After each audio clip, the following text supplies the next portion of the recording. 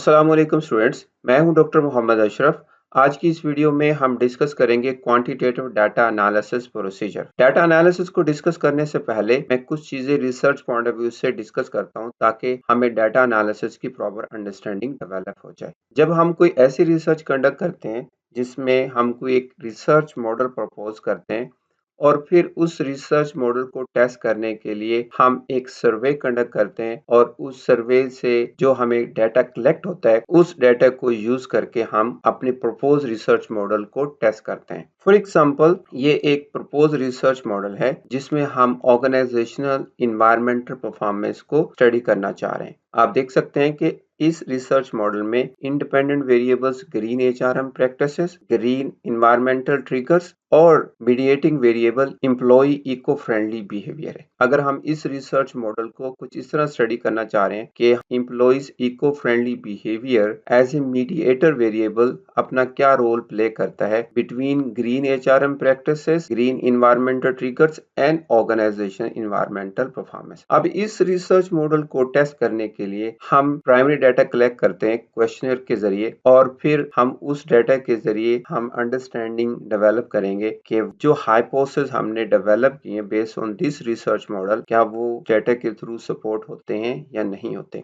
अगर इस तरह का रिसर्च मॉडल है जिसमें हम हाइपोथेसिस को टेस्ट करना चाह रहे हैं तो उसके लिए हमें क्वांटिटेटिव डाटा एनालिसिस करने की जरूरत पड़ती है। आज के इस ट्यूटोरियल में मैं आप लोगों को इस तरह की स्टडी में यूज होने वाले डाटा एनालिसिस की टेक्निक्स के बारे में बताऊं ताकि हमें प्रॉपर अंडरस्टैंडिंग डेवलप हो कि हमने अगर अपने प्रपोज रिसर्च मॉडल को टेस्ट करना हो तो डाटा एनालिसिस में कौन कौन से प्रोसीजर शामिल होते हैं। या आप दूसरे लफ्जों में इस तरह कह लें कि अगर हमने अपनी स्टडी का डाटा एनालिसिस वाला चैप्टर लिखना है तो उस चैप्टर में कौन कौन से सेक्शंस हो सकते हैं। आज की इस वीडियो में हम उन सेक्शंस को डिस्कस करेंगे। क्वांटिटेटिव डाटा एनालिसिस में 5 मेजर सेक्शंस होते हैं जिनमें data preparation process, number 2 analysis of multivariate assumption, number 3 assessment of measurement model, number 4 analysis of proposed research model, number 5 analysis of structural model। Data preparation process सबसे पहले है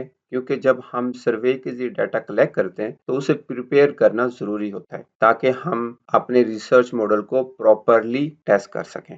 अगर data properly prepare होगा तो हम मल्टीवेरिएट एनालिसिस, मेजरमेंट और structural analysis को properly कर सकेंगे।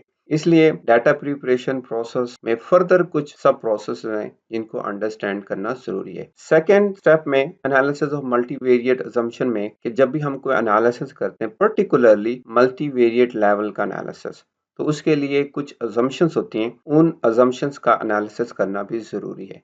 For example, normality analysis के whether the data is normal or not। Third step में हम अपने मेजरमेंट मॉडल की असेसमेंट करते हैं, डाटा की रिलायबिलिटी और वैलिडिटी को चेक करते हैं। मींस वो वेरिएबल जो हमने अपने प्रपोज रिसर्च मॉडल में यूज किए हैं उनको मेजर करने के लिए जो आइटम्स हमने यूज किए थे क्या वो आइटम्स और वेरिएबल्स रिलायबल एंड वैलिड हैं या नहीं। तो रिलायबिलिटी और वैलिडिटी को हम असेसमेंट ऑफ मेजरमेंट मॉडल में डिस्कस करते हैं। और फिर फोर्थ स्टेप में हम अपने रिसर्च मॉडल के कोजर रिलेशनशिप को स्टडी करते हैं जिसमें हम beta coefficient, significance, R square values को डिस्कस करते हैं। फिफ्थ स्टेप में सम टाइम ऐसा होता है कि हमने कुछ ऐसे रिसर्च मॉडल प्रपोज किए होते हैं जिनमें second order formative construct use होता है, जैसे कि ये वाला मॉडल आप देख सकते हैं। इसमें आप देख सकते हैं green HRM practices, green environmental triggers, ये हाई ऑर्डर फॉर्मेटिव कंस्ट्रक्ट हैं क्योंकि इनकी एक से ज्यादा डायमेंशंस हैं। अगर इस तरह का कोई मॉडल हम एनालाइज करना चाह रहे हैं तो उसका सम टाइम हमें स्ट्रक्चरल मॉडल एनालिसिस भी करना पड़ता है। एक से ज्यादा स्ट्रक्चरल मॉडल डेवलप करते हैं और फिर उनका एनालिसिस करते हैं और फिर देखते हैं कि कौन सा मॉडल डाटा पे ज्यादा फिट हो रहा है। इसलिए हमें एनालिसिस ऑफ स्ट्रक्चरल मॉडल करने की जरूरत पड़ती है। तो ये ओवरऑल बेसिकली 5 मेजर सेक्शंस होते हैं डाटा एनालिसिस चैप्टर्स के जिसमें हम डाटा प्रिपरेशन प्रोसेस को प्रॉपर्ली डिस्कस करते हैं, तमाम सब स्टेप्स को कि हमने डाटा कैसे प्रिपेयर किया है और फिर उसके बाद हम मल्टीवेरिएट अजम्पशंस का भी एनालिसिस करते हैं और इसके साथ हम ये भी देखते हैं कि डाटा हमारा रिलायबल और वैलिड भी है और हम फिर अपनी प्रपोज रिसर्च मॉडल का एनालिसिस करते हैं कि हाइपोथेसिस सपोर्ट हो रहे हैं या नहीं हो रहे, और हम ये भी देखते हैं कि जो मॉडल हमने प्रपोज किया था क्या उसका कोई और स्ट्रक्चरल मॉडल हो सकता है जो डाटा पे ज्यादा फिट हो रहा है, मींस जिस पे ज्यादा अच्छे रिजल्ट्स आ रहे हैं। तो ये basically overall quantitative data analysis का प्रोसीजर है जिसको हमें प्रॉपर्ली अंडरस्टैंड करने की जरूरत है। आज की इस वीडियो में मैं डाटा प्रिपरेशन प्रोसेस को डिटेल में डिस्कस करूंगा। मैं अपनी आने वाली नेक्स्ट वीडियोस में बाकी इन चारों analysis of multivariate assumption, measurement model, propose research model and structure model को डिटेल के साथ डिस्कस करूंगा। डाटा प्रिपरेशन प्रोसेस में हमारे पास जो सब प्रोसेसेस हैं उनमें नंबर 1 है data coding and cleaning, number 2 missing data handling, number 3 monotone response pattern analysis, number 4 demographic analysis, number 5th assessment of non-response bias, number 6 exploratory factor analysis, number 7 examination of outliers. जब हम data prepare कर रहे होते हैं तो हमें ये steps follow करने पड़ते हैं। अब मैं इन सब प्रोसेसेस को डिटेल के साथ वन बाय वन डिस्कस करता हूँ ताकि हमें प्रॉपरली डाटा प्रिपरेशन प्रोसेस की अंडरस्टैंडिंग डेवलप हो जाए। पहला step data coding and cleaning. Basically जब हम सर्वे के जरिए डाटा कलेक्ट कर लेते हैं तो हमारे पास रॉ फॉर्म में होता है। अब उस डाटा को हमें किसी स्टैटिस्टिकल सॉफ्टवेयर में की इन करना पड़ता है ताकि हम डाटा को एनालाइज कर सकें। डाटा को एसपीएसएस में इंसर्ट करने के प्रोसेस को हम कहते हैं insertion of data in SPSS, और ये दो तरह से हो सकता है। एक तो ये कि हम उस डाटा को मैन्युअली एसपीएसएस में की इन करें, और दूसरा तरीका ये है कि अगर हमारे पास वो डाटा एक्सेल की फॉर्म में है तो हम उसको जस्ट सिंपली एसपीएसएस में इंपोर्ट कर लें। जब हम डाटा को एसपीएसएस में इंपोर्ट कर लेते हैं उसके बाद हमें उस डाटा में अवेलेबल आइटम्स को प्रॉपर कोड असाइन करने पड़ते हैं ताकि हम उसका एनालिसिस कर सकें। फॉर एग्जाम्पल अगर हमने एक वेरिएबल यूज किया है जिसका नाम सेटिस्फेक्शन है, अब सेटिस्फेक्शन को मेजर करने के लिए क्वेश्चनर में हमने लेट से 3 आइटम्स या 3 स्टेटमेंट्स रखे हैं। अब उन 3 आइटम से रिलेटेड जो डाटा हमने एसपीएसएस में इंसर्ट कर ली है उनको हम कोड कुछ इस तरह दे सकते हैं set SAT set1 set2 set3। अब ये जो set1 set2 और set3 है इनको हम कोड कहते हैं, और एसपीएसएस में ये बहुत इंपॉर्टेंट है कि जो भी आइटम आप यूज कर रहे हैं वेरिएबल को मेजर करने के लिए उनको एक यूनिक कोड असाइन करें। डाटा कोडिंग एंड क्लीनिंग में जो इम्पोर्टेंट स्टेप है वो ये कि हमें मेक श्योर कर लेना चाहिए कि डाटा हमारा कंप्लीट और कंसिस्टेंट है। Second step missing data handling. Missing data handling से मुराद ये कि जब हम सर्वे कंडक्ट कर रहे होते हैं कुछ रिस्पोंडेंट कुछ क्वेश्चंस के आंसर नहीं देते, तो ऐसे रिस्पॉन्सेस जिनमें मिसिंग डाटा है वो रिस्पॉन्सेस मोर देन 15% से ज़्यादा नहीं होने चाहिए। अगर कोई ऐसे मिसिंग डाटा के रिस्पॉन्सेस हैं जो मोर देन 15% हैं तो फिर हमें वो पूरा रिस्पॉन्स, वो एक पूरा केस जिस रिस्पोंडेंट से हमने डाटा कलेक्ट किया है उसे हमें डिस्कार्ड करना होगा। अगर हम उस केस को कंसिडर करते हैं तो then we can not able to do a proper data analysis.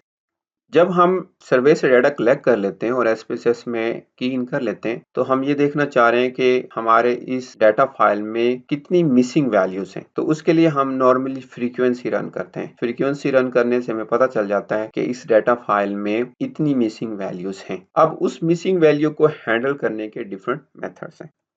उनमें 3 मोस्ट इंपॉर्टेंट मेथड हैं जिनमें case wise deletion, mean value replacement और third expectation maximisation likelihood of. पहला केस वाइज डिलीशन।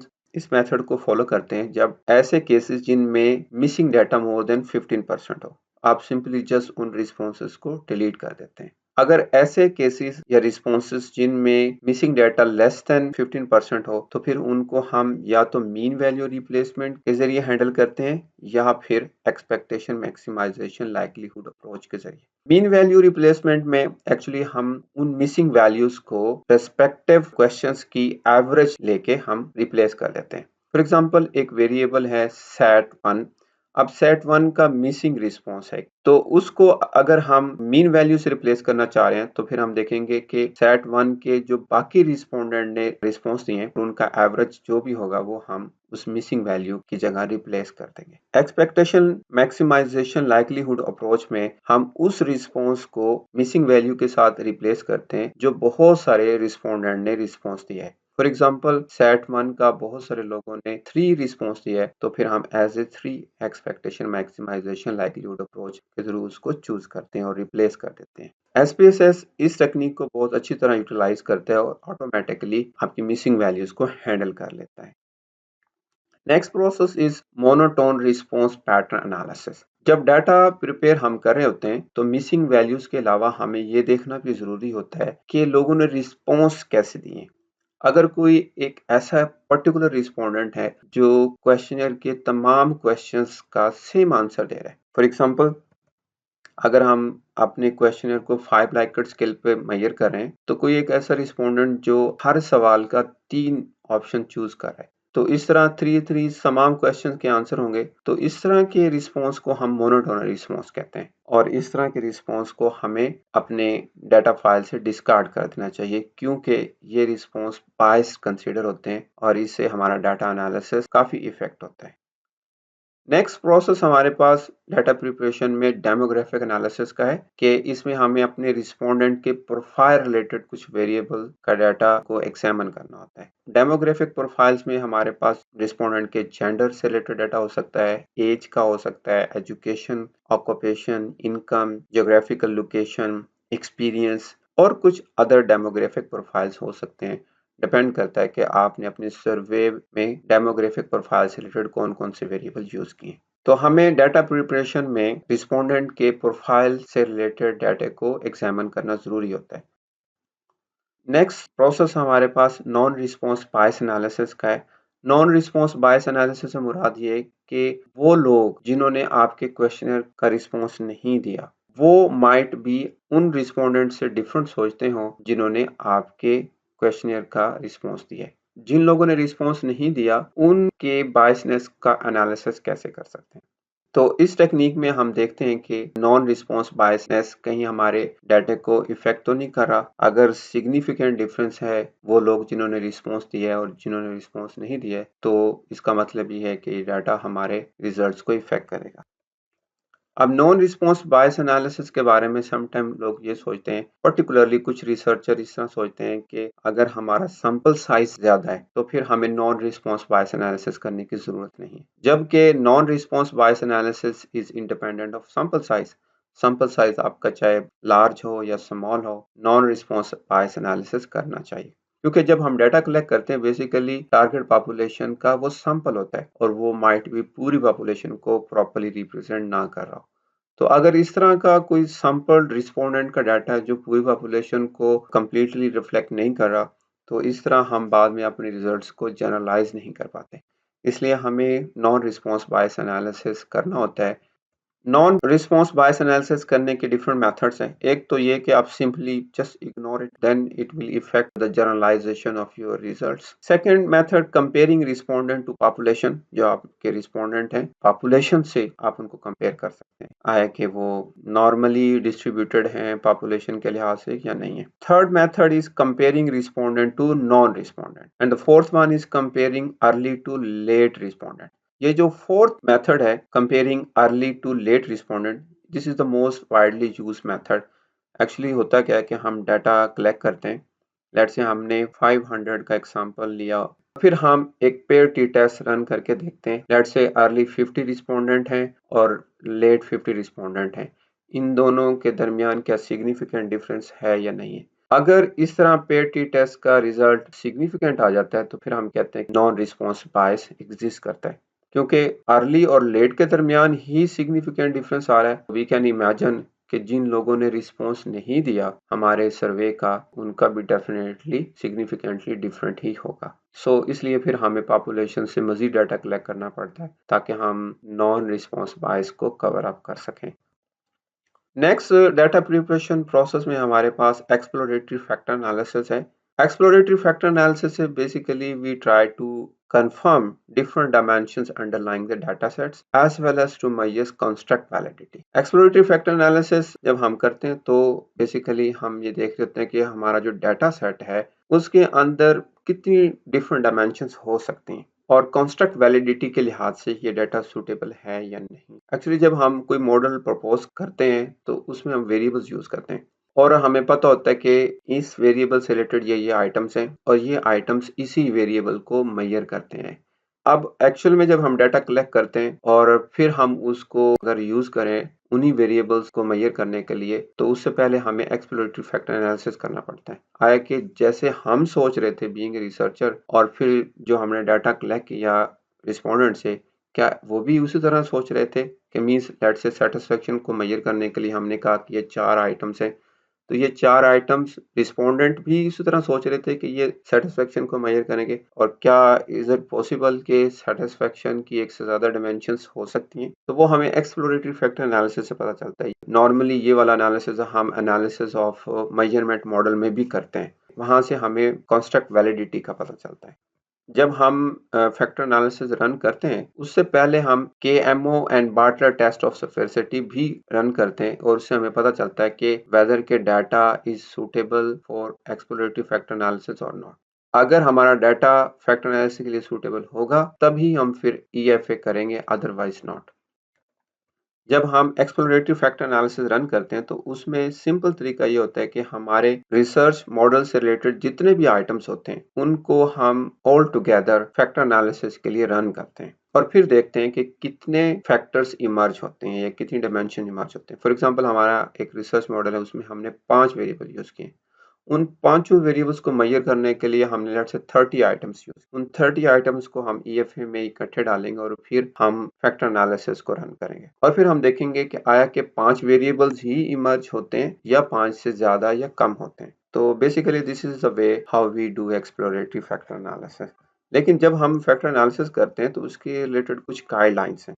पहली गाइडलाइन ये है कि items load on the pre defined factors. Means एक वेरिएबल है, लेट्स से सेटिस्फेक्शन को मेजर करने के लिए 3 आइटम्स थे, तो हम ये देखते हैं कि क्या ये तीनों आइटम सेटिस्फेक्शन के पे लोड हुई हैं या नहीं हुई। दूसरी बात हम ये देखते हैं कि loading on the key factor should be considerably greater than 0.5। Means ये जो आइटम लोड हो रहे हैं जिस फैक्टर पर, उनकी वैल्यू 0.5 से ज्यादा होनी चाहिए। और तीसरा पॉइंट ये है कि items that did not cross load above the pre defined factors. Means let's say satisfaction के लिए 3 आइटम्स है, सेट 1, सेट 2, सेट 3, तो ये हाईली लोड हो सेटिस्फेक्शन ही डायमेंशन पे रादर देन किसी और वेरिएबल्स पे। लाइक परसीव यूजफुलनेस एक और वेरिएबल है, तो सेटिस्फेक्शन के आइटम सेटिस्फेक्शन के ही डायमेंशन पे लोड होनी चाहिए, ना कि यूजफुलनेस वाले डायमेंशन पे लोड हो। तो इसलिए हम एक क्रॉस लोडिंग भी देखते हैं और देखते हैं कि क्रॉस लोडिंग में लोडिंग वैल्यू कितनी है। ये 3 इंपॉर्टेंट चीजें कि आइटम्स प्री डिफाइंड फैक्टर पे लोड हो और उसकी लोडिंग वैल्यू क्या है, और आया कि क्रॉस लोडिंग में हाईली लोड हो रहे हैं या नहीं हो रहे। तो exploratory factor analysis is very important. ये हम डाटा प्रिपरेशन प्रोसेस के दौरान भी करते हैं और एनालिसिस ऑफ मेजरमेंट मॉडल के दौरान भी करते हैं।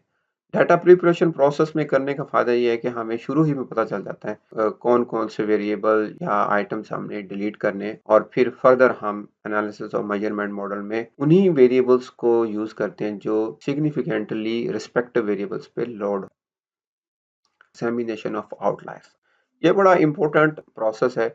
नॉर्मली रिसर्चर इसको इग्नोर कर देते हैं। एग्जामिनेशन ऑफ आउटलायर्स को मुख्तलिफ रिसर्चर ने मुख्तलिफ तरीके से डिफाइन किया है। Basically outlier is an observation that is substantial from other, is an extreme value or response to a particular question or all questions. Outlier is a case that has below or above the majority of other cases. Outlier को आप सादा लफ्जों में इस तरह कह सकते हैं कि ये वो वाली एक्सट्रीम वैल्यू होती है जो बाकी तमाम रिस्पोंडेंट के रिस्पॉन्स से डिफरेंट होती है। फॉर एग्जांपल, एक वेरिएबल है लेट्स से सेटिस्फेक्शन, उसको मेजर करने के लिए हमने 5 लाइकेट स्केल यूज किया। अब मोस्टली रिस्पोंडेंट जो है वो रिस्पॉन्स दे रहे हैं 2 3 2 3 2 3 2 3, और कुछ रिस्पॉन्स ऐसे हैं जो 5 हैं। तो ये जो इस तरह के कुछ रिस्पॉन्सेस नॉर्मल रिस्पॉन्सेस से क्वाइट डिफरेंट हैं, उन रिस्पॉन्सेस को हम आउटलायर्स कहते हैं। उन आउटलायर्स को हैंडल करना जरूरी होता है क्योंकि वो हमारे रिजल्ट्स को सिग्निफिकेंटली इफेक्ट करते हैं, पर्टिकुलरली कोरिलेशन कोफिशिएंट्स को पोटेंशियली इफेक्ट करते हैं। आउटलायर्स को हैंडल करने के डिफरेंट मेथड्स हैं। जो मोस्ट पॉपुलर हैं वो ये है कि नंबर 1 कि हम अपने बॉक्स प्लॉट को एग्जामिन करें। हर एक कॉन्स्ट्रक्ट का एक बॉक्स प्लॉट ड्रॉ करें एसपीएसएस में बड़ी आसानी से बॉक्स प्लॉट ड्रा हो जाते हैं और वहां से हमें पता चल जाता है कि बेसिकली डिस्पर्शन किस लेवल की है। उससे हमें ज़्यादा अंडरस्टैंडिंग होती है कि आउटलायर्स एग्जिस्ट करते हैं कि नहीं करते। जो दूसरा क्वांटिटेटिव वे है वो ये है कि हम कंपेयर करें हर एक कॉन्स्ट्रक्ट की मीन वैल्यू को 5% ट्रिम मीन वैल्यू के साथ। मीन्स एक वेरिएबल है सेटिस्फेक्शन, उसकी मीन वैल्यू ली और फिर उसका हम 5% ट्रिम्ड मीन वैल्यू कैलकुलेट करें, उसके साथ कंपेयर करें। अगर इन दोनों मीन्स के दरमियान सिग्निफिकेंट डिफरेंस है तो फिर हम कहते हैं कि आउटलायर्स एग्जिस्ट करते हैं। अगर सिग्निफिकेंट डिफरेंस नहीं है तो फिर हम कहते हैं आउटलायर्स एग्जिस्ट नहीं करते। आई होप आज की इस वीडियो में आप लोगों ने क्वांटिटेटिव डाटा एनालिसिस प्रोसीजर को अंडरस्टैंड कर लिया होगा कि कौन कौन से डाटा एनालिसिस के चैप्टर में सेक्शंस होते हैं और आप लोगों ने अंडरस्टैंड कर लिया होगा कि डाटा प्रिपरेशन प्रोसेस में जो 7 प्रोसेस हैं वो क्या हैं और उनको कैसे यूटिलाइज कर सकते हैं in order to prepare our data. अगर आपको ये वीडियो अच्छी लगी है तो प्लीज़ आप इस वीडियो को लाइक करें, शेयर करें। अगर आप इस चैनल पे न्यू हैं तो चैनल भी सब्सक्राइब कर लें ताकि आने वाली न्यू वीडियोस आपको टाइमली मिलती रहें। टेक केयर, अल्लाह हाफ़िज़।